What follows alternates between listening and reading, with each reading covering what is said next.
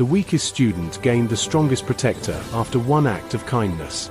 Kale had always been the invisible one.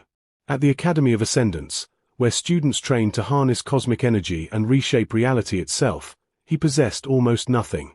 While his peers could levitate mountains with a thought or command lightning with their will, Kale could barely summon a flame the size of a candle.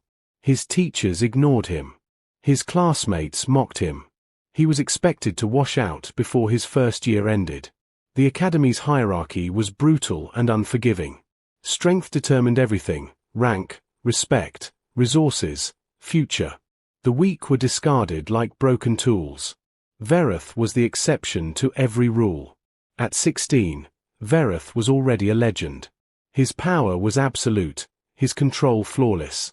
The ancient records said no student had ever matched his potential. He moved through the Academy's halls like a force of nature, and everyone stepped aside. Teachers deferred to him. Rivals feared him. Even the headmaster treated him with cautious respect.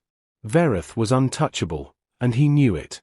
One afternoon, during combat trials, Kale watched as one of the younger students, a girl named Myra, was brutally beaten by an older, stronger opponent. The match had long been decided, but the victor continued, driven by cruelty rather than competition. The instructors watched without intervening. In the Academy, mercy was weakness. Kale's hands trembled. He was powerless to stop it. But he did something else. He ran to the medical wing and brought everything he could carry: healing salts, wound treatments, water, a clean cloth.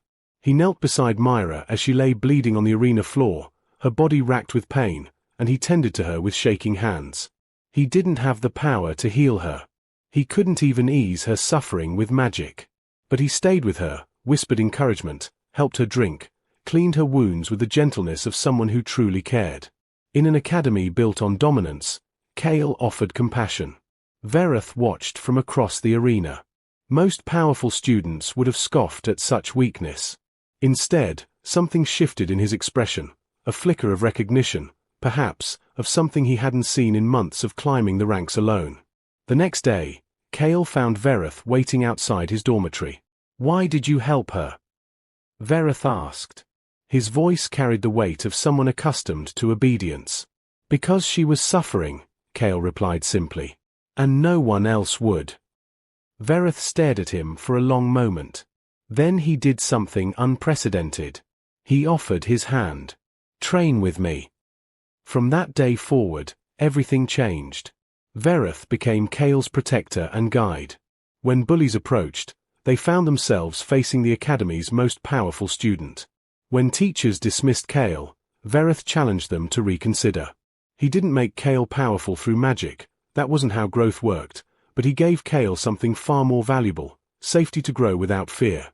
Under Vereth's protection, Kale practiced without anxiety.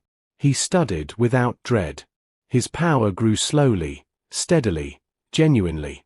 It was never flashy or overwhelming, but it was real and hard-won. Over months, something unexpected happened. Students began watching Kale not as a target but as someone worth understanding. The Academy's culture, reflected through Vereth's choices, began to shift. Strength was still valued, but so was loyalty. Dominance was respected, but so was protection. The weakest student had somehow changed the strongest. On the day of final trials, Kale faced his greatest challenge. His opponent was formidable, skilled, ruthless. The crowd expected Kale to fall, he always did against real competition.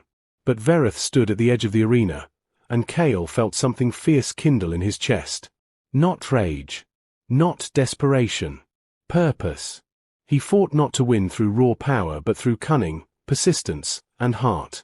His smaller flame burned bright with resolve. His weaker strikes landed with precision. His stamina outlasted his opponent's arrogance. Kale won. As he stood breathing heavily, victorious, Vereth smiled. Not the smile of someone superior watching an inferior rise slightly.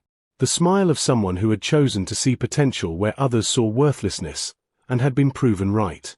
The headmaster approached them both afterward. "The Academy's tradition is that the strongest students mentor the promising," the headmaster said carefully. "But you've done something different, Vereth. You've shown that strength's greatest purpose isn't dominance. It's protection. Vereth looked at Cale, who was still catching his breath, his small flame now burning steadily beside him. The Academy was wrong about weakness, Vereth said quietly. And I was too, until someone showed me kindness when I'd forgotten what it meant. Years later, when Cale had become a teacher and Vereth had become a guardian of the realms, students would speak of the legendary bond between them. They would tell stories of how one act of compassion had transformed not just 2 lives, but an entire institution's understanding of what strength truly meant. The weakest student had gained the strongest protector. But in the end, they had saved each other.